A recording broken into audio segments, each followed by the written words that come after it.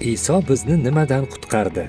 Atrofimizda hukmronlik qilayotgan yovuzlikdan qutqardi. Endi u ortiq ustimizdan hokimiyatga ega emas. Turli yovuz ruhlardan qutqardi. Ilgari biz ularning chaqirig'iga bo'ysunib, ularning qurboniga aylanardik.